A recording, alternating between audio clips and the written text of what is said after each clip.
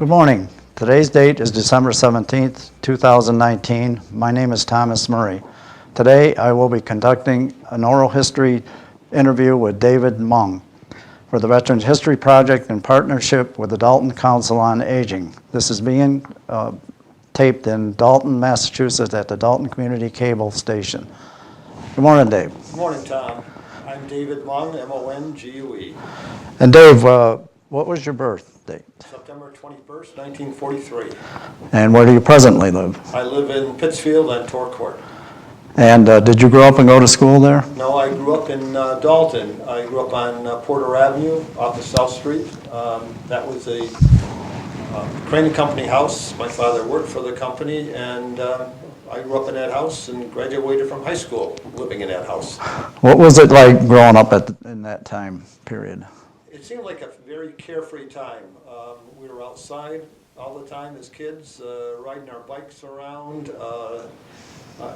playing games outside. We were playing Red Rover. Probably kids today don't even know what that is. Hide and seek. Playing in the woods constantly during the daytime. It was just a fun time to be a kid. And you mentioned pickup ball games and different. Yeah, we were playing. We played baseball, football in our yards, side yards, and we actually had a field where the present Beloit Jones is. We made a baseball diamond up there and played baseball up there. Yeah. And back in those days, you had to walk pretty much everywhere you went, wasn't Walk it? or rode your bicycle. Rode my bicycle a lot up to Pine Grove Park from Porter Avenue, and used our bikes. Used to ride double. I remember that all the time. Somebody would be on the either handlebar or crossbar, and we'd put cards on our spokes and make loud noises. My mother always wondered why the card deck wasn't full. And you said you did have an older sister, so you were like an only child for a while. Yeah, my sister was 16 years old, older than I was. So when I got to be 6 years old, she was out of the house and married. So I was an only child growing up. Yeah. Now, when you used to go up to, was it Ashmere Lake in the summer? Yeah, my parents would rent the same cottage every year for 2 weeks up at Ashmere Lake. And it was a rustic cottage, but it was very enjoyable, going swimming every day, going fishing every day, and it was just a good time. Where did you go to grammar school? I went to grammar school at the old Craneville School, which does not exist anymore. That's where the present day Craneville Place is located. So we would walk, even as a first grader, from South Street, Porter Avenue, up to Craneville School. I remember there was a Dalton police officer at the intersection of South Street there every morning, stopping traffic for all us kids to cross. And then you went to high school at the old Dalton High, was it? It was the old Dalton High, and actually that school was 7th through 12th grade then.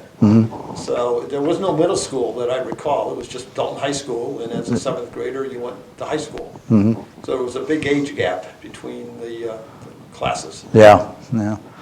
Now, you mentioned they went into double sessions, didn't they, at one time? Yeah, I believe it was in my junior year that it went into double sessions because of the overcrowding, and I never went to the afternoon session. I remember going to the morning sessions, which began rather early. I want to say something like 7:30. It was quite early, and we got out around 12:30, as I recall. It was a half day. Now, did you play any sports? In high school, I played baseball. I played junior varsity baseball for the late Ed Jaditz, was my JV coach, and then I played varsity baseball for Dave Bowers. Ed was a longtime teacher at the high school, and Dave Bowers was a real long-time phys ed teacher at the high school. Yeah. Now, you mentioned you worked after school for a while with the double sessions. I did. My senior year, I worked at the Berkshire Eagle. I'd have to get out there at 2 o'clock. I worked in the circulation department, helping to bundle papers. I put the wire around the papers at that time, and then they were put on a truck. And so that was every afternoon. I was the only non-St. Joe worker there. They were all St. Joe high school students except myself. And that was when it was the evening Eagle, wasn't it? It was the afternoon, afternoon Eagle, except on Saturday mornings, it was a morning paper. So I had to be in there, I think, at 5 o'clock. So I drove my dad's car out. Now, you did mention you did have a sister. Did you have any brothers or what? No, Just your my old- only sister who passed away this past April. Oh. And your dad, you mentioned worked for Crane and Company. What was that like? Did he do there? Or? Well, yeah, he worked in the old government mill, which was actually located in Pittsfield. And he was I think, finishing room supervisor. That's right, because I can recall going into the mill with him. We had to check on the humidity levels of the paper that were hanging to be dried. And so you have to go in there periodically at nighttime to make sure the humidity was proper. I remember going in with him. Was your dad a veteran? He was not. He was too young for World War I and too old for World War II. But I have in an old album I think it's a civil defense card with his picture on it. So they were performing some type of civil defense work back in the World War II days. Right, yeah. Now, you graduated from Dalton High? I did. I graduated from Dalton High in 1961. It was the last class out of the old Dalton High. The new Wacona opened that fall. And in fact, I missed the new Craneville School because our class was the last one out of the old Craneville School. The new Craneville opened that fall. So I see. I missed new schools in Dalton. Yeah. So what did you do after school? I attended the University of Massachusetts in the fall of 1961 and attended that school for 4 years. Every summer I came back home and I worked at Crane and Company. Most of the time in the beater room at the old government mill where my father worked. My father passed away in my sophomore year. He had a heart condition, had open heart surgery in 1954, I believe it was. Wow, yeah. When things were done much differently. Yes. During the surgery. Yeah. And did you do anything at college, play sports or anything like that? I didn't play sports. I joined a fraternity in my freshman year, actually, because I met a guy from Pittsfield. I happened to sit next to him in a class, and we got talking, and he invited me down, and I joined that fraternity. So it was a good place to be because we're still close today. Really? A bunch of us get together every summer for a day of golf, and we still do a lot of communicating between each other. So it was a close-knit bunch. And you mentioned you were in the ROTC for a while. ROTC was mandatory, I believe, at all land-grant colleges throughout the country in those days, which required all males to be enrolled in ROTC for 2 years. And ROTC involved classroom work, and 1 day a week we had to put on our ill-fitted uniforms, because they were not fitted for us, they were just given to us.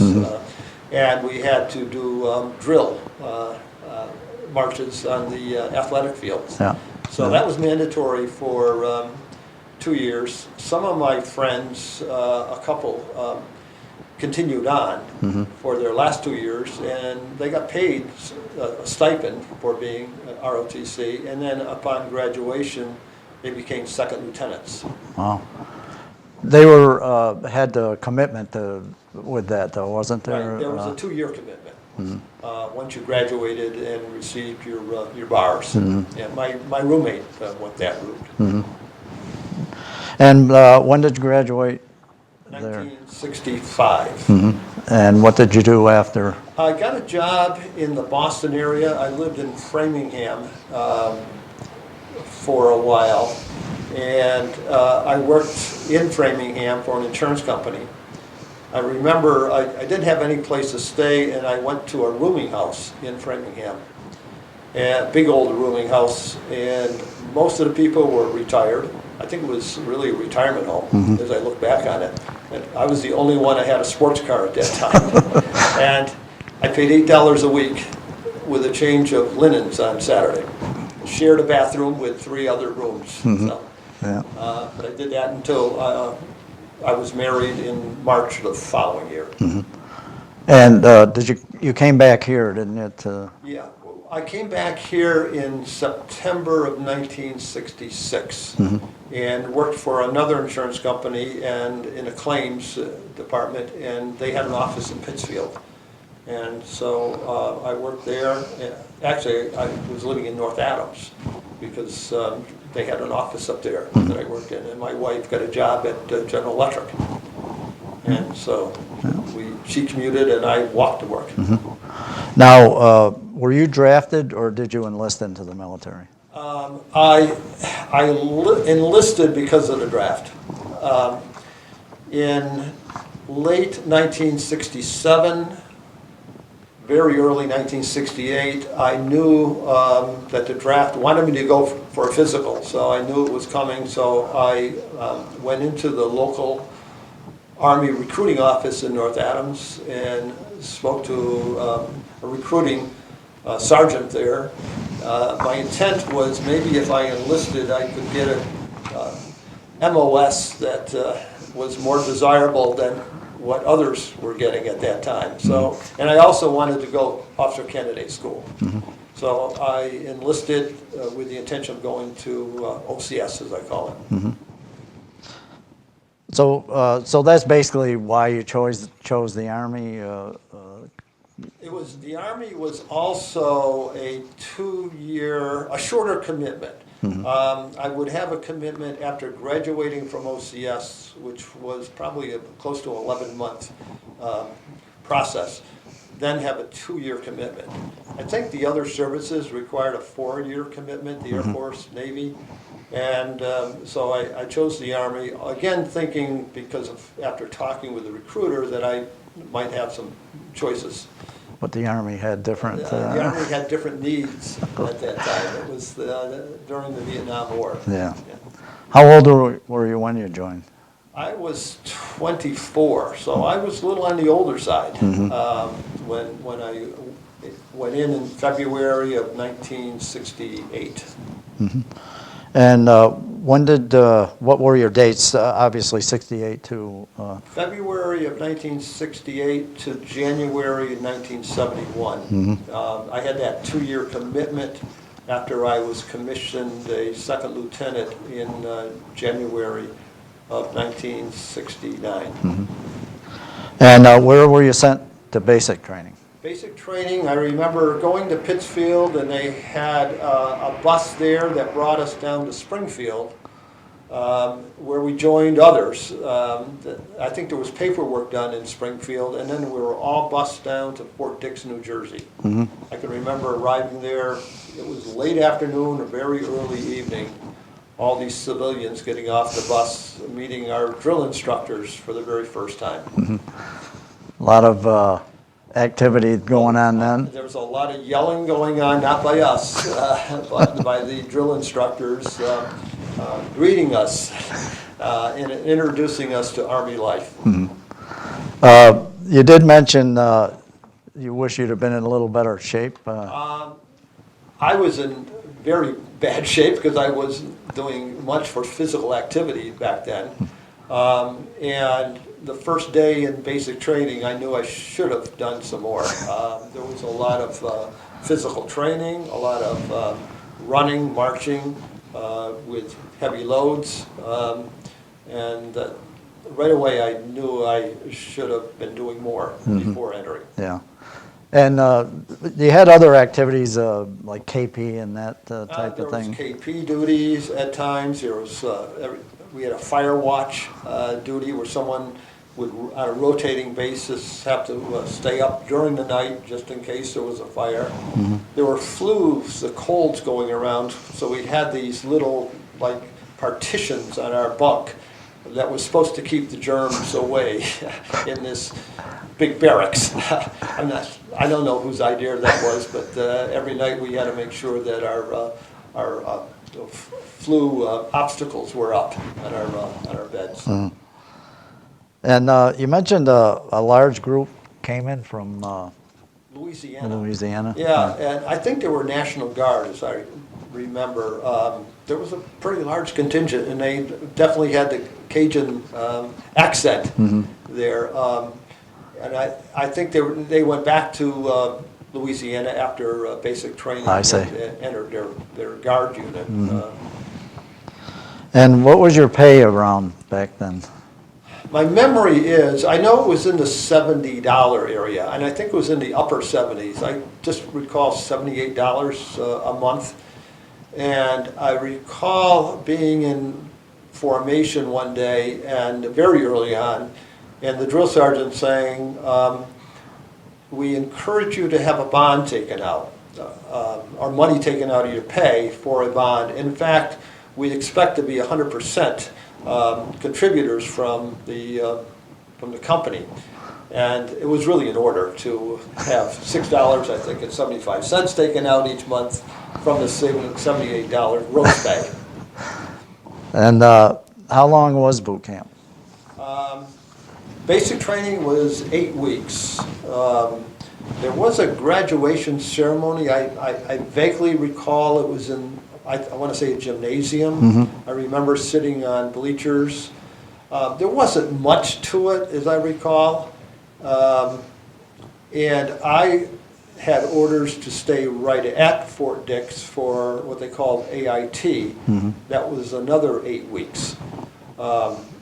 So I didn't have to move anywhere. I must have moved to another barracks. And that was more weapons training, map reading, those type of activities, tactical training. So in total, I spent 16 weeks at Fort Dix. Do you remember any of your instructors? The only person I recall was in basic training. The first sergeant of the company was a Sergeant Seavey. And the only reason I remember him, and I can picture him right now with his brimmed hat on, is that when I got to Vietnam and assigned to my company out in the field, there was Sergeant Seavey. He was the first sergeant of Company A, my first sergeant. Yeah. And I remember him, he looked the same, and he carried a shotgun. The only person I've ever seen in Vietnam carry a shotgun as opposed to an M16. Did you get any furlough? Well, you said you stayed right there. I stayed right there. I don't remember a furlough after basic training. I do remember a furlough or leave after AIT of a couple weeks. Because I had orders to go to Fort Benning, Georgia to start OCS right after July 4th of 1969, 68, excuse me. And my wife was going down with me. She was living with my mother. We had an apartment in North Adams when I enlisted. She came down and lived with my mother here in Dalton. And after AIT, we made arrangements to travel to Fort Benning in our Rambler American, pulling a small U-Haul trailer with the few possessions we had. I think the only big possession was a stereo. It was in this wooden cabinet back then. They were popular. And you mentioned, so you drove your American Rambler. Rambler American. Rambler American. I remember driving down the Taconic Thruway, and at the very end it said nothing in tow, something like that. So I knew I had just violated the New York regulations on pulling a U-Haul on the Taconic with my Rambler American. And you did stop over, you said at Stone Mountain, was it? Yeah, before we got to Fort Benning, I think it was July 4th, in fact, we stopped at Stone Mountain, Georgia, and spent the night, because I remember it was Halloween, it was 4th of July, and there were fireworks at Stone Mountain. And then the next day, we continued another couple hours, I believe, to our apartment, which was just outside the main gate at Fort Benning. And that's mainly where other Army personnel... It was a huge apartment complex. A lot of people coming and going, as you might expect Army personnel to do. And we had a second floor apartment. I remember it didn't have central air when we got there. It was just a window air conditioner. It was hot in July in Georgia. But soon after, I was in OCS at the time, but soon after they came and put central air in for my wife. So that was a good Yeah. And so then you went into your OCS training. How did that go? Actually, that was more rigid than basic and AIT. There were so many rules. I thought the drill instructors in basic were very kind compared to the, we call them TAC officers, tactical officers. There was an officer assigned to each platoon in the company. And I think there were 6 platoons we started off with. So there were 6 tactical officers, one for each platoon, and there was a lot of orders giving, yelling, a lot of discipline being imposed on us. Trying to make us, and I think in a way, they tried to break you down and then reform you as the officer they thought you should be. Was there enlisted instructors as well, or was it mainly? All the tactical officers were officers, mostly second and first lieutenants. Okay. There would be a captain in charge of the company, but the tactical officers were all lieutenants. Most of them had just gotten out of OCS also. Okay. You mentioned that your dresser that had to be a certain way. Yeah, our room was just a display room. We had a dresser. I think it had 5, a tiered dresser. I think it had 5 drawers. And each drawer had to have a certain clothing item in it, folded or rolled to a certain dimension, and in a certain spot in the drawer. Every dresser looked the same.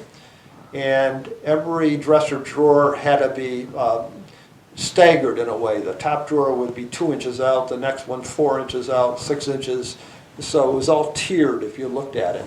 You never went into that dresser for anything. They stayed there for 24 weeks. We had a foot locker under our bunk, and you basically had whatever clothes you needed were in that foot locker. Yeah. We had 2 pair of boots. They had to be spit shined at all times. The floor had to be waxed and buffed every morning. Our desk, we had a desk also, which I'm not sure why, because we never sat at the desk, but that had certain things at certain places on it. So essentially the room couldn't be touched except to sleep in the bed and pull the footlocker out for whatever you wanted. And you really got along with your roommate, you said that. My roommate was Roy Logan. He was from Mobile, Alabama. He had been a fullback at Auburn. He's a big guy.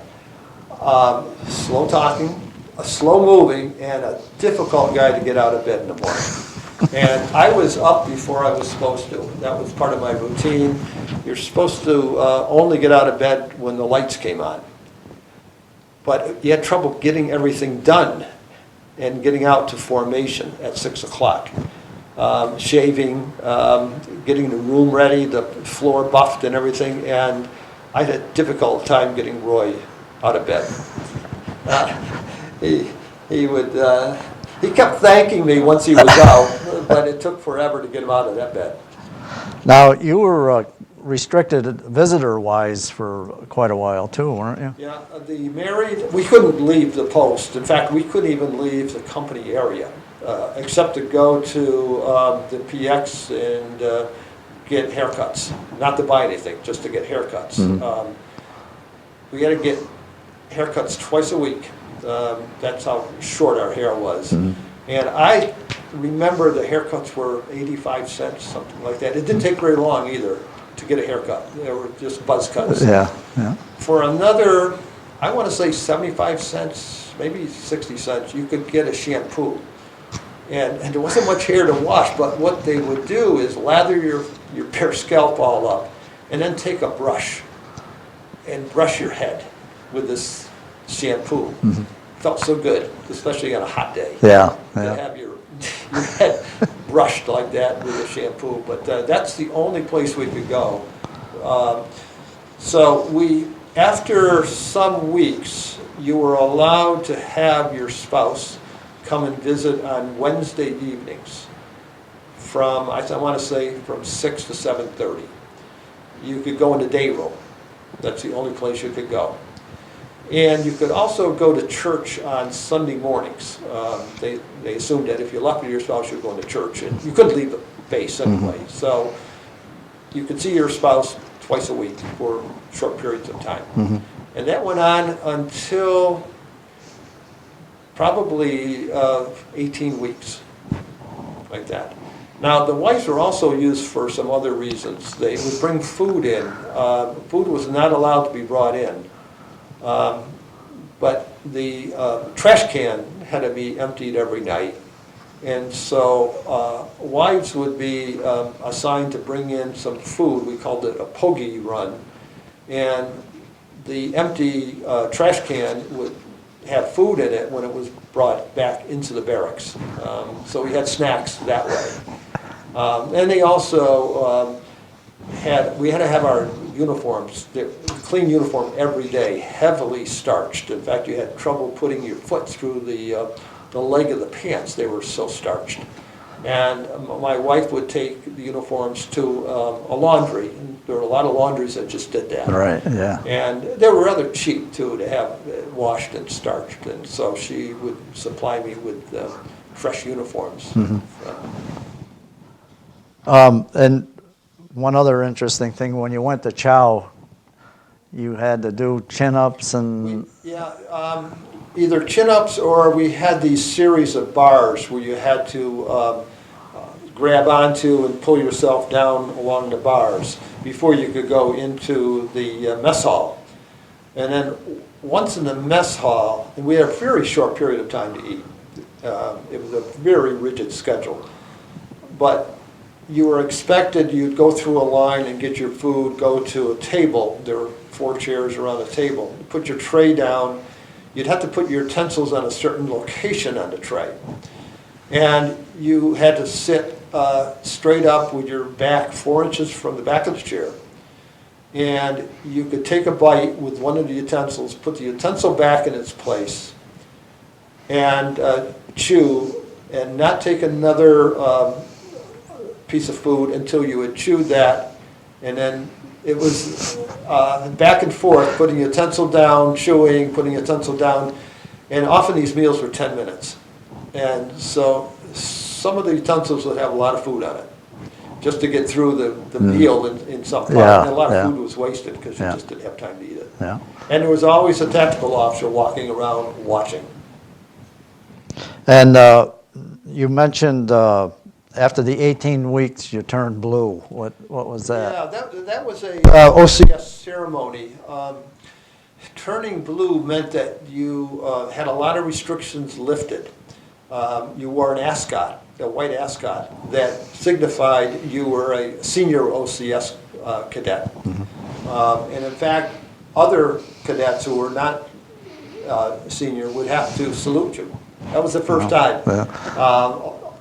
The officers did not, of course, but other OCS candidates Right, had to salute yeah. you.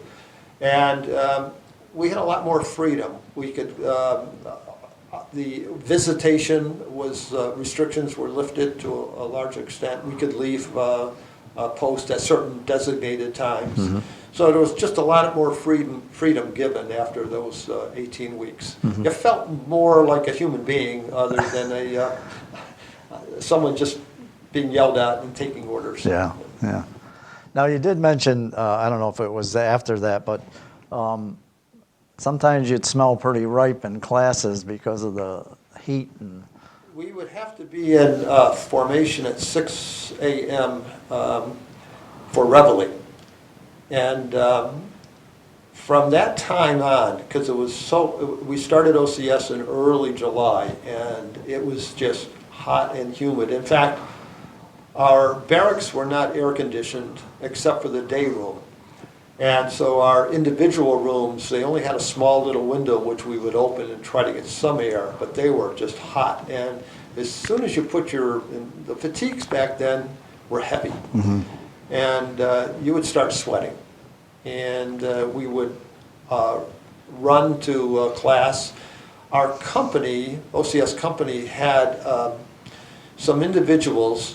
One played the bagpipes, and we had two drummers, which was unusual for a company, because usually you don't have anyone that can play a bagpipe and bring their drums. So we often, even if we marched to a sound of bagpipes and drums. If we double time, they weren't playing their instruments, we were just double time. But it didn't take much double timing to get everyone just completely soaked with sweat. Right. You could just see it wet, pants and shirt.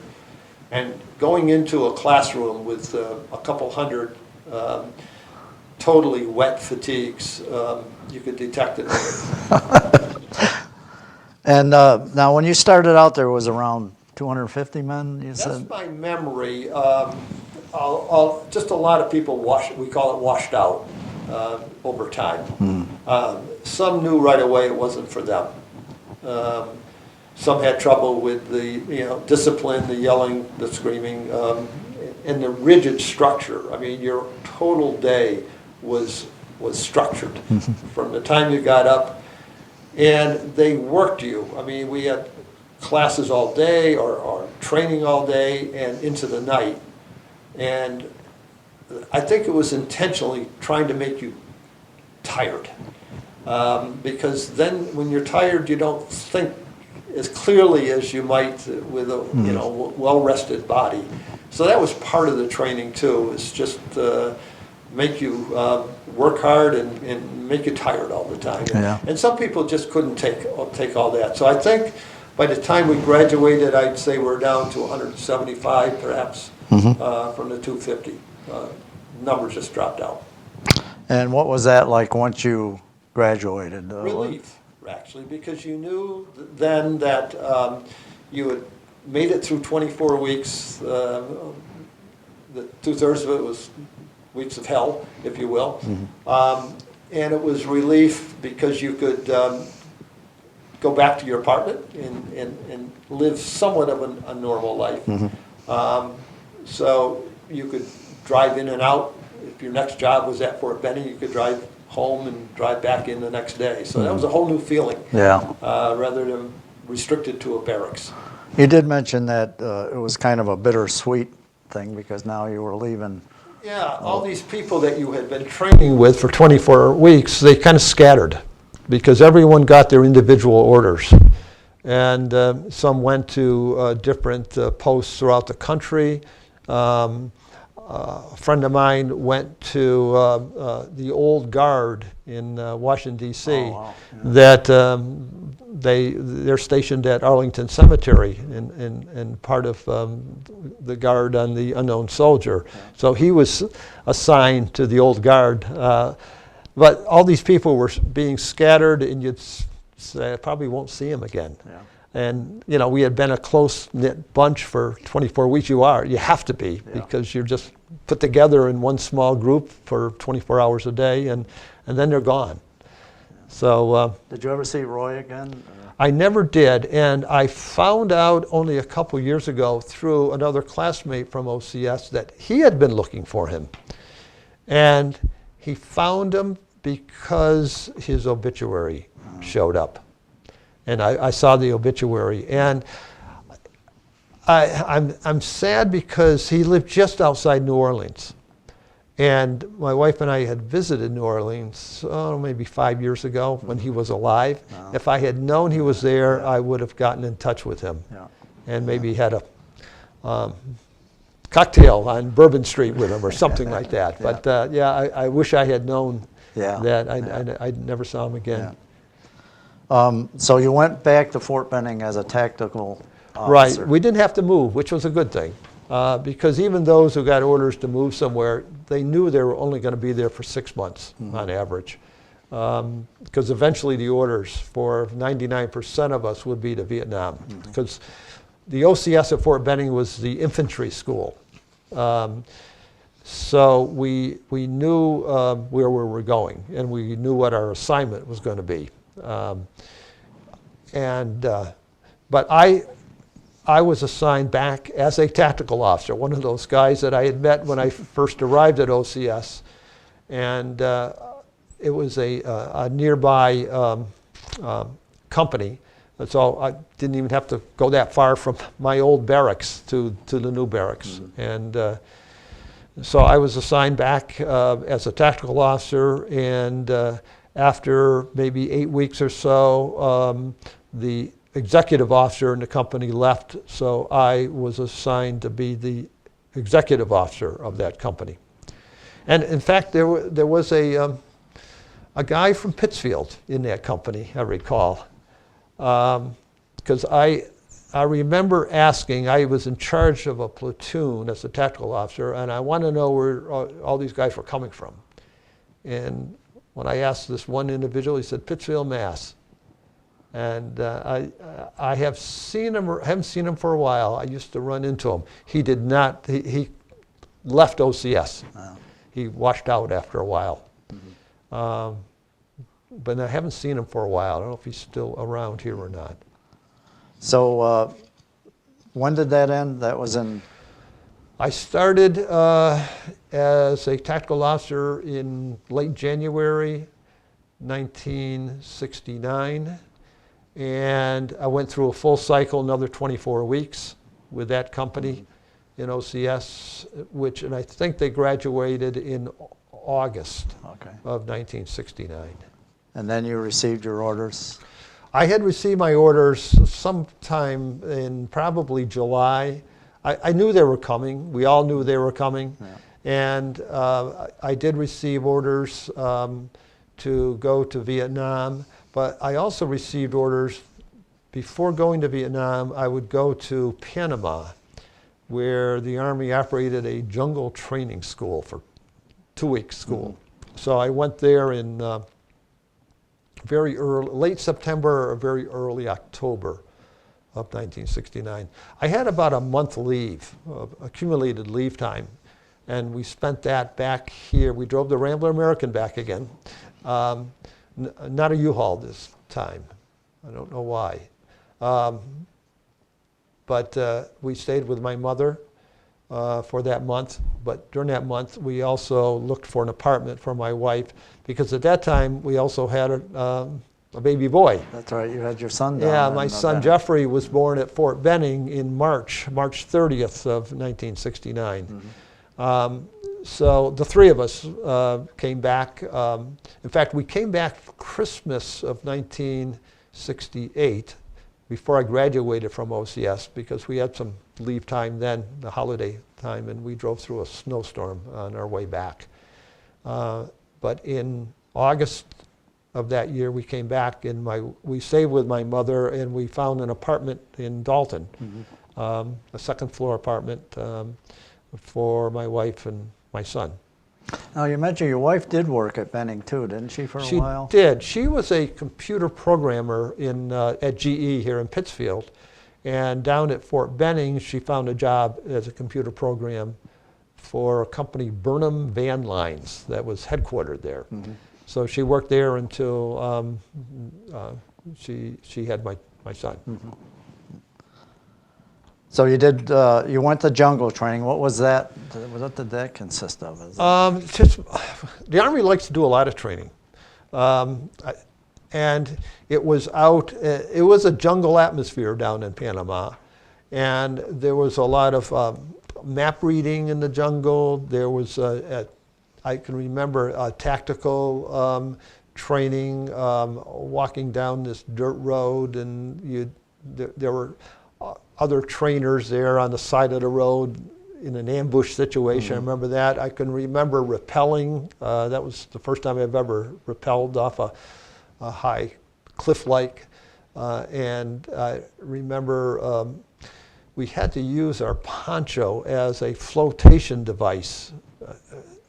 They taught us to fold it up in some way to air in it. It wouldn't escape, and we had to cross this wide river with our clothes, except our skivvies, in the folded up poncho, the boots and everything, and use that and make our way across this murky river.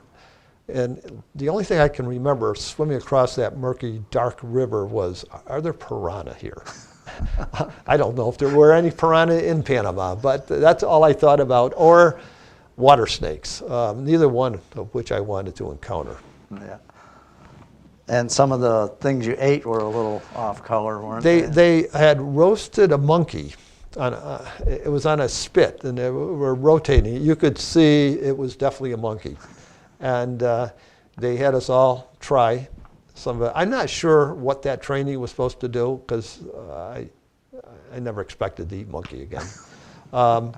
We encountered some huge snakes down there. I mean, 6, 8 feet long. Wow. And that's something that is good to see and know about, because you would encounter those in Vietnam. Mm-hmm. I'm not sure about monkeys. I never ran into any. I think there are in certain places over there, but I never saw one. Yeah. Now you left there. You had orders to California, but you had enough time. You did go home for a couple of days, didn't you? Yeah, because the Army, I don't know how they figured travel time. It was so many days for every segment of miles, and I think they figured 6 days to get, something like that, to get to California from the East Coast, when all it took was a plane, one day, 5 hours. Yeah. But so I had some extra time, so I did come home, and I then flew out of Albany. Must have landed somewhere, because there weren't direct flights from Albany to I think it was Oakland, California. Mm-hmm. And from Oakland, there was a large contingent of us. I forget the name of the airline that was formed just to transport troops over to Vietnam. Mm-hmm. And we were packed in. And I remember flying from, I think it was Travis Air Force Base. We landed in Alaska for refueling, and then from Alaska to Japan, and then Japan to Vietnam. Mm-hmm. And once you landed in Vietnam, what were you assigned to at that time? I was assigned to the 25th Infantry Division, which had its main base at Cu Chi, which is just north of Saigon, probably 20 miles, 25 miles north of Saigon. And so I was trucked up to Cu Chi, and again, as the Army does, they had a couple days of training. Some classroom, it wasn't classroom, it was bleachers. And the instructors were usually enlisted men who had actually been in the field, trying to give tips for survival. And but it was kind of nice, because we had regular meals at the base camp for a few days, a nice bed to sleep in. And after a couple days of training, I was then told that I would be assigned to a field unit, which was Company A of the 2nd Battalion. So I remember, again, we were trucked out to a fire base where Company A was located. And there I met the company captain and the first sergeant. That was my first sergeant in basic training, where I said, oh my God, there he is again. Yeah. Now you're lucked out because and I'm just being facetious, because they said you're just in time to go out on a... Yeah, they were leaving that afternoon to go out for... What they were doing back then is, at least this battalion, was going out into the field, usually by helicopter, and setting up night ambushes. That was the tactics they were using back then. And so this company, Company A, was going out that afternoon, which involved 3 platoons, probably of 20 to 24 men each. So there was probably 75 men altogether in this company. And it took, there were 4 helicopters that would come in and take the first load out, and then keep going back and getting the rest of the company and bring them out into the field. I can remember,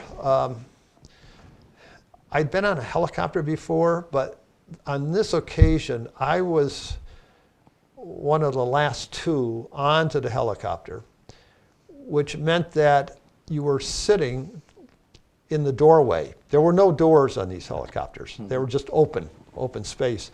And so 2 of us, and I happened to be one of them as the last one on, would be sitting in the doorway with your feet dangling over the side, and holding on to the side where the door should have been. And in fact, I think my fingerprints might still be there, because when you're a couple thousand feet up and there's nothing between you and the earth down below, you tend to hang on a little Yeah, I would tight. imagine. Yeah. Yeah. Yeah. Now, at the time too, that you were supposedly an extra lieutenant. When I reported, the captain said that all 3 platoons had a second lieutenant in charge, a platoon leader, they called them. So I would remain with his little headquarters unit. It was just the captain, the first sergeant. They had an artillery forward observer assigned to them, a radio man. And so I would be with them until an opening occurred. And I can see why they did it, because openings occurred all the time. And that's in fact what happened. It was very shortly after we went out on that mission. We were supposed to be out for 3, 4, 5 days. That's usually what they did at a time. And it was during that first mission that the opening occurred for the 3rd platoon of Company A.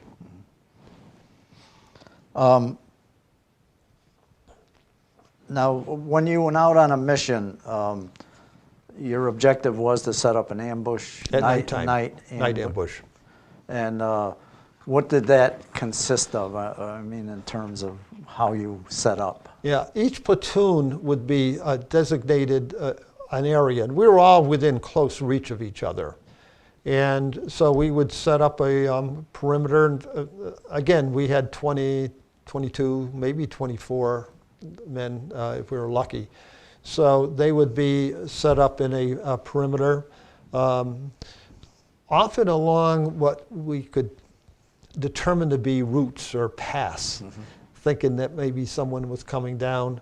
So we'd set up machine guns at certain locations, and we had claymore mines that we would put out in front of us. They were wired, so you'd have the trigger mechanism back in your perimeter.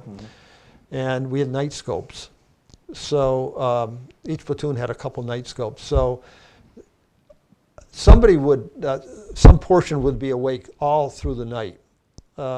We had to sleep too, because during the day we were marching somewhere else. But the night scopes worked fairly well, especially if there were stars, or really well if it was moonlit, to see any objects, moving objects coming in your direction. Now, they weren't heat type things. You had to have some light. Right, we had to have some light. Yeah, and it was, looking through it, you could see a green background, but you could see people moving if there were people out there. Yeah. Yep. And now you also had artillery available We- if you needed it. We had a battery of 155 millimeters. That's a large gun. They were mechanized, but they were located back in a rear area, but available to us, because they could put out a shell for 20, 22 miles. Wow. And they could put it on target. And the forward observer, each company had an artillery forward observer assigned to it. And so he could also communicate with that battery and ask for artillery support. And we also had air support if available, either a helicopter or Air Force, if they were in the area and available for us. Now, some of your most risky jobs were radioman and forward or pointman you were mentioning. Yeah, the Pointman had to be the absolute most dangerous job. I mean, he's the first one in a line. And so if there's someone out there, he's going to run into them. If there's a tripwire, he's the most likely candidate. Not that he absolutely will, but the most likely candidate to trip a tripwire, which are absolutely difficult to see in a heavily wooded or jungle type area. And that's the Pointman. We rotated platoons every day, and within each platoon, it would be rotated a Pointman. Some men were also designated as tunnel rats to go down into tunnels when tunnels were encountered, and they were obviously the smaller, physically men in the platoon who would go down with a pistol and a flashlight to see what's down there. The radio man, only because the radios back then, and I'm sure it's all changed, had a metal antenna that must have stood up, I don't know, 4 or 5 feet. That's my memory. And he walked, the radio man would walk right behind the either platoon leader, every platoon leader had a radio man assigned to him, or the captain. He also had a radio man. So there were 4 radio men within the company to keep in contact with everybody. And so that antenna was also kind of a giveaway. It could be observed for some distance. Now you mentioned you'd have firefights and that type of thing. I remember the first day, I think the first day when I was the extra going out into the field, the helicopters would hover. They would never land. They would hover a couple feet off the ground, and then everyone would jump out. In fact, I can remember going on the helicopter and the pilot saying, someone's going to have to get off. I can't lift. Because the lift depended on the humidity. And if it was a real humid day, they couldn't lift as much. And I just remember the first time I encountered that someone had to jump off. But they would be on the next flights coming in. So the helicopters would hover a couple feet off, jump off, and get into a perimeter and let everyone else come in. The helicopters would be going back and forth. And on that particular first day, we again, everyone had reached the ground point, and we started marching out. And I was still with the captain and his headquarters group.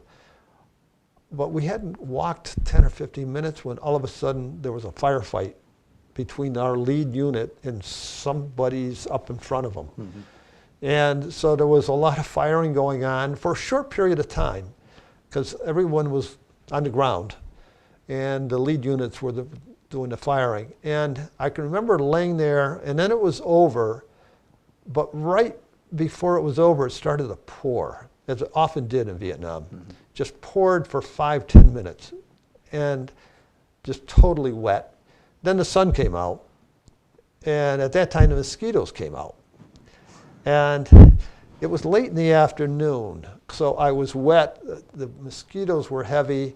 We were going into a perimeter formation for the night, another ambush situation. I can remember we ate sea rations out of cans. That was our meals.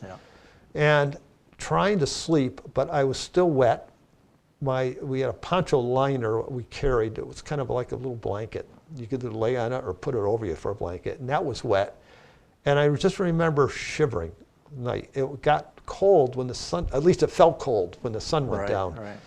And I'm thinking, as I'm laying there, I'm wet, I'm cold, we've been in a firefight, I've been bitten by mosquitoes, and this is my first day. And I'm thinking, wow, I got 364 more of these? And that was my thought as I spent the night there. That was probably the worst night, that first night. I mean, they weren't all like that. But that one, I just was thinking, wow, this is going to be a long year. So this went on, I mean, this was your routine for... 3 or 4 or 5 days we'd be out in the field, then go back to a fire base, which are very small. the fire bases. They were held a company, but they were sandbags, so we each had a sandbag hooch, if you will, to go in there at nighttime.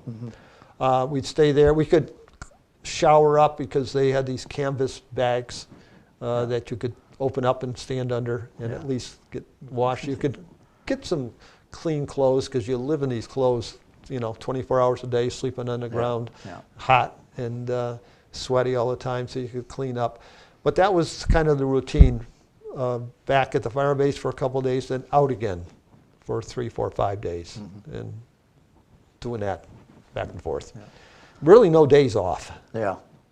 I didn't even know what day it was after a while. Yeah. You didn't care. Yeah. It was all the same. Until November 23rd. November 23rd, 1969. We had been out in the field as usual for, I want to say, 4 or 5 days, doing the same thing we had been doing. And it was around noontime. We were heading back to our fire base. And I don't think we're that far from it. I really don't recall. And I was kind of looking forward to getting back because the next day we were going to have a 3-day R&R. It was the first one I would have had. And I was kind of looking forward to just having 3 days off. You could go into Saigon and maybe get some real food, drink some real beer. And so I was kind of looking forward to that. And it was around noontime, as I recall. We were, in fact, the 3rd platoon, my platoon was in the lead of the other two. And there was a radio call from a South Vietnamese Army unit that was in a firefight. And they were requesting assistance. They must have known we were close by. So we kind of detoured and were going in that direction to the South Vietnamese unit. And I was probably 4th in line. We had a Pointman, I think another soldier, and then my squad leader was in front of me and I was right behind him, and my radio man was behind me. When all of a sudden there was an explosion, it turned out to be in front of the squad leader who was right in front of me. And I felt the explosion. I remember kind of flying backwards, landing on my back. And I can remember the squad leader yelling not my name, we had radio code names. Right. I was 3-6, 3rd platoon, and I'm not sure what the 6 stood for, but I was 3-6. And I can remember him yelling to me, 3-6, I've been hit. I don't think he knew I had been hit. And our medic, we have a company medic, and he came up. My platoon sergeant came up, and they were tending both of us, looking to see where we were hit. And I can remember they had to open up my fatigue shirt and lower my trousers, and to see where it was I was hit. And one of the things that worried me was my platoon sergeant was saying, after looking, he says, "Oh, you'll be okay." The problem with that is 2 days before we had lost one of the men in my platoon, booby trap again. Yeah. And I remember him standing over him saying, "You'll be okay." And he died. So that's all I could think of was, Yeah, whoa, yeah. I'm not sure he's being truthful with me. But we were medevaced, the squad leader in front of me, and I, they called in a medevac, and we were medevaced together back to Cu Chi, the main base camp. And Now, I don't know if you want to, I mean, the sergeant said to you, he said, after looking at some of the wounds, I was wounded in the abdomen and my left upper leg.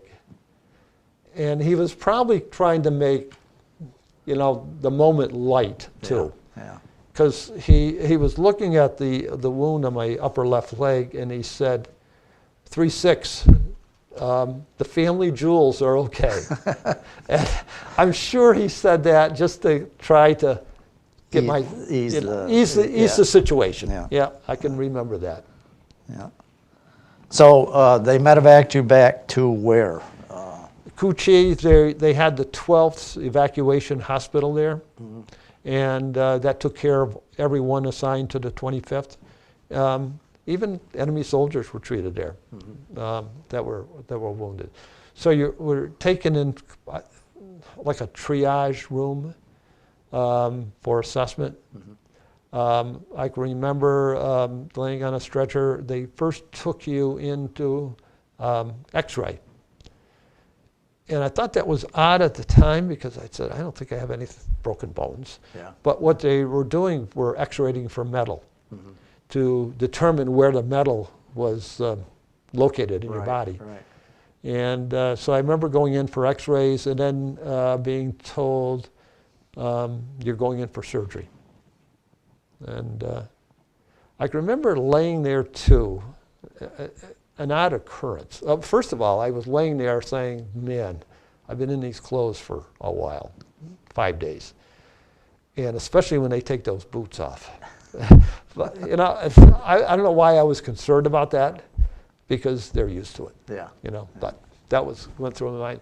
And I'm laying there, and I saw someone coming over with a nice clean uniform on. He was a chaplain. But the odd thing that happened is, and I don't know if he was a certain denomination, I don't know. I just saw the chaplain insignia. And he took my dog tag, which only has a little information on it. Your name, serial number, blood type, and religion. And he looked at my dog tag, and he put it down. He said, oh, I see you're Protestant. I said, yes. And he walked away. And I said, that's odd. You know? Yeah. He could have at least stood there and said something, you know, as chaplains are, I thought, supposed to do. Right. And I thought it was just an odd thing to happen. Yeah. Yeah. Yeah. But anyway, after he left, I went in for surgery and woke up in recovery. Now, it had one of the shrapnel pieces had lacerated your bowel, wasn't it? Yeah, I had a repair. perforated bowel, and I remember the doctor, the surgeon coming in. It had to be the next day. I'm sure it wasn't the day of the surgery. With the fragment, the metal fragment that he had taken out of my leg. And it wasn't very big, but it was very sharp. And he said, you're very lucky, because this was very close to your femoral artery. Yeah. And if it had severed, you probably wouldn't be here. Yeah. Yeah. And I took that piece of fragment, and I didn't have anywhere to put it, even a wallet to put it in. But I remember wrapping it in a tissue and said, gee, I'm going to try to keep this. So I thought it would be a nice memento. And I don't know, I don't think it left the 12th Evacuation Hospital. I just don't remember if I put it in a pocket somewhere. It's long gone, but that was my intent, to keep that fragment. Piece of metal. Yeah. So how long were you at that hospital? I was there for 4 days. It was an evacuation hospital. It wasn't meant to be long term. So on the 27th, 4 days later, I was airlifted to Japan and admitted to a Army hospital, military hospital in Japan. And it was Thanksgiving Day. I remember that. And because I clearly remember Thanksgiving Day, because I had been on a liquid diet. In fact, it was even hard because to eat at all or even swallow, because you had this tube under your nose, down your throat, and it's difficult to talk. But the tubes were taken out before I left. And at the hospital in Japan, I got there late in the morning, I think. I can remember going into a big ward. There were a lot of patients in there. Yeah. And all of a sudden, they bring in meal trays around, and they brought a turkey dinner with everything on it: the stuffing and the mashed potato and cranberry sauce. It was like a typical, Yeah, yeah. and I debated a little bit, but I said, it's here, I'm going to eat it. And so I went from a liquid to this turkey dinner. And then the doctor came in the afternoon and said, okay, we'll put you on soft food. And I had to tell him that I had a complete turkey dinner, and he wasn't happy about that. He put a stethoscope on my stomach and said, everything seems to be working, but you're going on soft food. Yeah. So you were there how long? I was there Thanksgiving until Pearl Harbor Day. I have a lot of these memorable dates. Yeah, I flew out and landed on Pearl Harbor Day, December 7th. I flew from Japan. We landed at Dover Air Force Base in Delaware, just briefly, and then I continued on in that same plane up to Hanscom Air Force Base and taken to Fort Devens Hospital. And now that was the first time you had seen your wife since you were... She came down a day or two later, and with the Rambler American. and actually I was allowed to go home on medical leave. Yeah. So I was there maybe 4 days or so, and then they said you can go home on medical leave. Yeah. So we came back to the our Dalton apartment. Now you mentioned too how your family was notified, your mother and sister and your wife. Yeah, they were notified by telegram, and the telegram was delivered by a taxi driver out of Pittsfield. And he delivered a telegram to my wife, to my mother, and to my sister, because back then you had a list 3 next of kin to be notified. And so each one got a telegram, all within a short time of each other. Yeah. You said your mother was fortunate to have someone... Received new orders, new assignment. In fact, I went to the personnel department, or was asked to go to personnel down at Fort Devens, and they gave me a number of options, different locations. I can remember a couple posts around Washington, and they had this one posting in Pennsylvania at this place I'd never heard of before, Fort Indiantown Gap Military Reservation in Annville, Pennsylvania. And all I could think is, sounds quiet. I think I'll go there. So I did. And I was assigned to, they didn't have any infantry company down there, but they had an MP company. So I was assigned as the executive officer in that MP company. And went there in January and stayed almost a year when I got out the following January. Now your wife went down with you Yeah, there. we had just my son at that time, because my daughter was born while we were down in Pennsylvania. But yeah, we had an apartment off the base. There wasn't any housing that I recall on the base, except maybe just the small quarters for individuals.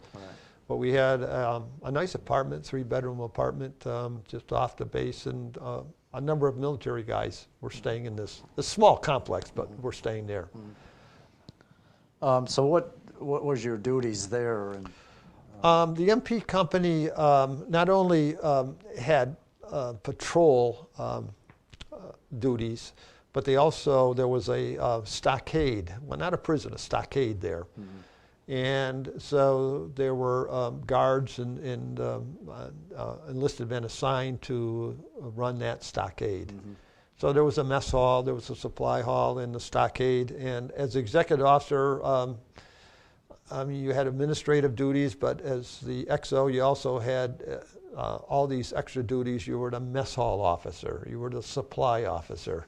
There probably were 10 different things, the arms officer, things that were under your responsibility to make sure everything ran smoothly. One of your assignments, it was a tough one, meeting with families that they had been notified but lost. Right. It's called Survival Assistance Officer. And that was also on a rotating basis throughout the post. Different officers would be assigned that. But yeah, I got a call that my name had come up to be the Survival Assistance Officer to husband and wife whose son had been killed in Vietnam. I think they were in Lancaster, Pennsylvania. We were in Amish country where we were living. And I remember driving down to their house. They had been notified. That wasn't part of my job, but I remember walking up their front steps in uniform, just wondering what the reception would be like. Yeah. But they were very nice people. You know, they were probably in their 50s, late 40s, 50s. Yeah. But, you know, tragic, they just lost their son. Right, right. And I remember that your job was to assist them in any way, if it's insurance, funeral arrangements, anything like that. And I remember they came onto the post. There was a ceremony in honor of their son. I think he was given some award or some medal. And because I met him at the entrance to the post and then escorted him up to the, I think it was in the officers club, where they were honored. And they're very nice people, but it's not an assignment I would want to do very often. Right, right. Yeah, I can imagine. Now you said your daughter was born there. My daughter was born in October of 1970, and there was not a military hospital there. She was born at Lebanon Valley General Hospital, the next town, and. Yeah. Now, and your 11 months ended your enlistment, right? That was, it did. You were getting out. Yep. And you were offered to re-enlist. Well, I was offered, but I declined. The attraction would have been, you would have been made a captain the next day. But there would also be, the Vietnam War was still going on. And the reason I didn't go back to Vietnam, they told me in personnel at Devens, is because I had less than a year to serve, and they wouldn't send me over. But if I had re-enlisted, made captain, I think it was a 2-year commitment. That was certainly time to go back over. I had a family, 2 kids, and the pay was still terrible. I mean, even as a first lieutenant, I left as a first lieutenant. And I think it may have been around $400 a month. Something like that. It wasn't very attractive pay-wise, not like it is today. Yeah. So you were discharged from the fort, Indian Gap? Indian Gap, discharged. I can remember they had a little going away affair. I think there was a couple others leaving around that same time too, up at the officers club. And we got in our Rambler American again and came back to Dalton. We put up some miles on that thing. I guess you did, yeah.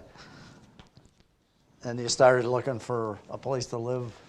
Well, we went back to my mother again. I got my old job back at the insurance company in Pittsfield, Aetna. And we stayed with my mother. We had 2 kids at that time.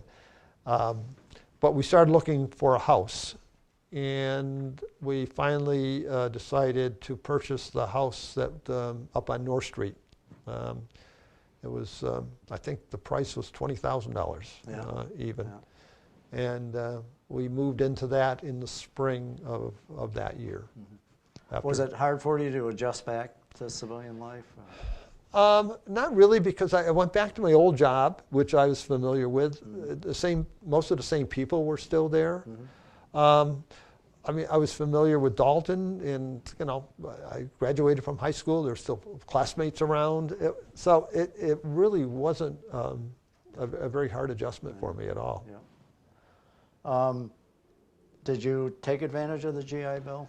I did, and I had given some thought late as I was going to be discharged. Working for the insurance company, in the claims field, I dealt with attorneys a lot. And I thought, maybe I'll go to law school using the GI Bill.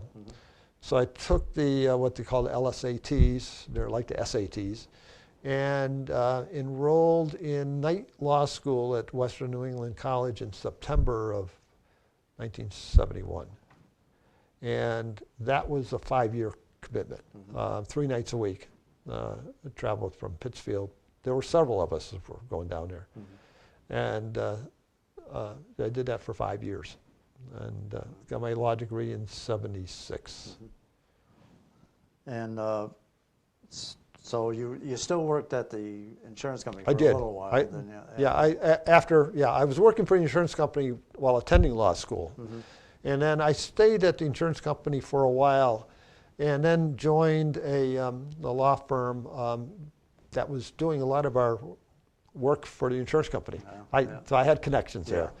And I joined that firm, Donovan O'Connor, in 1978 and retired fully in 2013. So 35 years. Yeah. Now, obviously, you did marry and had a family. And married, 2 children, and now 5 grandchildren. Yeah. Did you join any of the organizations, veterans organizations? Yeah, I joined the American Legion when we were living right across from the American Legion on North Street in Dalton. My kids were going over there. The town was running a playground over there. And just in a way to support things, I said, I think I'll join the Legion. So I did, and I have ever since. The Disabled American Veterans Group has I call it a little ploy, good marketing. They sent me a free membership right when I got out. Anyone, I think, awarded a Purple Heart or has any disability can be a member of the DAV, but they gave me a free membership for a year. And so when renewal came up, I said, oh, I'll stay with it. So I've been a member for all these years also. Yeah. And some years later, a guy I worked with at the law firm, also in the 25th Infantry Division, he was a JAG officer, said, you know, there's a 25th Infantry Association. And here's the quarterly magazine. I get it. He said, I get it mailed to me, and there's an enrollment form if you want to join. So I joined it. And that was probably 25 years after I got out. And somewhat ironic is every quarterly issue has new members by name and what their unit was. And I got a letter from a guy that says, I was in the 2nd or 14th Battalion, and I have a website with all the 3 companies in the battalion listed and rosters for each company. Can I add your name to the company A roster? I said, sure. And so that website's still up today. And it has different things. It has battalion daily reports. It has photographs. Also has a memorial page. And I think I had mentioned earlier today about the young fella that was wounded and then died 2 days before I was hit. I said, I can't remember his name, but I think it should be on this memorial page. So I found it. His name was Mincy. He's from South Carolina. And I just went down a little further on this memorial page, and I saw 8 names from the 3rd platoon, that was my platoon, died on the same day. Wow. It was a month after I was wounded. And so I found out, I had never heard about that. And I found out later on, it was written up on that website actually, that they were in the night ambush situation again that we had been doing, and they got overrun. And so probably a third of that platoon was killed, Wow. including the 2nd lieutenant Yeah. who had taken my spot. Yeah. So I never knew about it Yeah. until I joined this association and Yeah. was contacted by this guy, and it all came out. Yeah. Do you think your military service had a positive or negative effect on your life? I think the OCS part had a positive effect. I think the way they go about it, it builds confidence. I think it builds leadership I think it helped me in my law career. I mean, I was a trial attorney. I think it helps you in a courtroom situation. I think it helps you before a jury. I think the OCS part, although it was a drag, 24 weeks, and it wasn't easy, but I think overall it just helps build your character. Yeah. And I think it was really beneficial from that standpoint. Yeah. And you mentioned too, you may not have even become a lawyer if you didn't That's have true. I the- mean, I had the GI Bill. I wasn't getting a lot of money paid, but the GI Bill paid all my school expenses, and I don't know if I would have done it otherwise. So Right, it yeah. was a real incentive. Yeah. It was an incentive to use, and I think I put it to good use. I think you did. Well, I know you got a few pictures we want to see, so why don't we do that? I'm looking at pictures of medals that I received as a result of my service time. And on this is I know one is the Vietnam Service Medal, one's the National Defense Medal, and the one in purple is the Purple Heart, which everyone who is wounded in combat is awarded. And the other medal, and I maybe didn't appreciate it as much until I was looking at the hearings a couple weeks ago on TV in Congress, and there was a lieutenant colonel who was testifying, Vinderman, his name was, and he said the medal that he's most proud of is the, they call it the CIB, the Combat Infantry Badge. And you have to be assigned to an infantry unit, and you have to have been in combat in that infantry unit to be awarded that badge. And he said he was most proud of that badge. So I didn't realize it at the time. I said, I have that badge. Yeah. And yeah. So that's part of the medal. Makes it system. more meaningful Yeah, to, it did. yeah. Again, all these have been in my uniform down in the cellar for what, 40-odd years now. Yeah,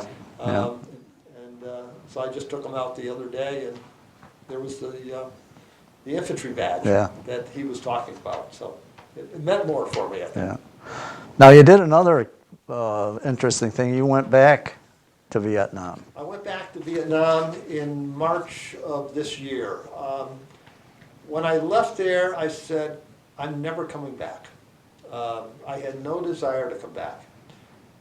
And then slowly over the years, things changed. And I said, I think it might be a good thing to go back. And so I went back. I left in mid-March, and it was 3.5 weeks altogether. A small portion of it was in Cambodia, my trip. But it was a tour, not a veterans tour. It was with a company that my wife and I had used in the past. But it went from Hanoi all the way down to Saigon with a lot of stops in between. And during that trip, I met some adversaries back in '69, and I met with a South Vietnamese Army Ranger that was obviously fighting on our sides. And so I met two former Viet Cong. I went to Cu Chi, that was part of our trip, and we went down into the tunnels, and so you could explore them if you wanted to. So I did. I went down a tunnel. I couldn't duck walk like I could 40 years ago, so I had to get down on hands and knees to crawl through these very narrow tunnels. But after the tunnels, we went to into the village or town and had lunch at this home, very nice home, owned by a former Viet Cong, and he's president or chairman of the local Cu Chi Veterans Association. And his vice commander was also at the lunch. And so I took a picture of myself standing between these two former Viet Cong. They told me they had been fighting one way or another for 30 years. Because after we left, they went to Cambodia and fought there. One of the gentlemen, I did not get the greatest vibes from. I think when he found out that I was in Cu-Chi and with the 25th, same time he was there fighting, that, you know, we were looking for each other. Yeah. And the fellow who owned the house was quite friendly. I mean, they didn't speak any American. I had to use our trip leader to translate back and forth. But I intentionally sat right across from these two guys during lunch so I could have a little conversation Yeah, with them. yeah. But it was interesting sitting across from these two gentlemen. I also met the South Vietnamese Army Ranger. He's now the village chief, but after the war ended, after the U.S. departed, he was forced to go to a re-education camp to learn how to be a good communist. Yeah. And he was a paratrooper and a ranger, and he was all these people are quite short, you'll see in the photographs, but as our group, there were 16 of us in a group along with our trip leader, he tapped me on the shoulder and asked me if I liked beer. And I said, sure, and he went and got 2 cans of beer and told me to open, you could say that, and he wanted to have a drink. And so there's a picture of us, the 2 cans of beer that we're holding is because he wanted to have a drink with me, and I think for old time's sake. Yeah, yeah. And the first soldier that I met, it was just north of Hanoi, near the beginning of our trip. We stopped at a North Vietnamese Army cemetery, and all the gravestones are there with a picture of the deceased and where they were killed. And in charge of this cemetery was a former North Vietnamese Army soldier. And very friendly guy. Again, there was our group was a lot of questions through our trip leader back and forth. And the group wanted me to stand next to him so they could take a picture of the two of us.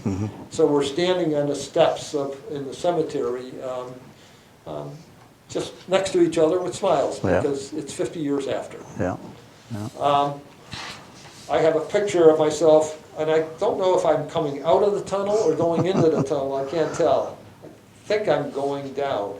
They're very narrow. You had to hold your arms straight up in order to get through that opening. Right. To get down into the tunnel itself. And the last photo that, and I took a lot of photos in Vietnam, there's something called snake wine in Vietnam. It's rice wine in a large jug. And in that jug they put a dead cobra and let that ferment for 6 months or so. And so there's a picture of the cellar of the wine. You can see bottles of the snake wine that have been bottled and sealed, but he's holding up the dead cobra's head. And we tasted some of that wine, whoever wanted to, we didn't have to. And so I thought it'd be neat to take a picture of that cobra. Yeah, that's interesting. Yeah. So anyway, it was a great trip. Saw a lot of places. We went through the Citadel in Hue, which is well known for the Tet Offensive. There was major fighting. That was a year before I got there. You can see all kinds of bullet markings in the Citadel. It's a huge structure, but there was fierce fighting going on. So it was an interesting trip from that perspective too. And the people are great. Yeah. They're friendly. The war was 50 years ago. A long time ago. There's a whole new generation coming. Yeah. Well, Dave, I appreciate you doing this, and we thank you so much for your service. And Well, thank you for your service. It was a good story. Thank you. Thank you.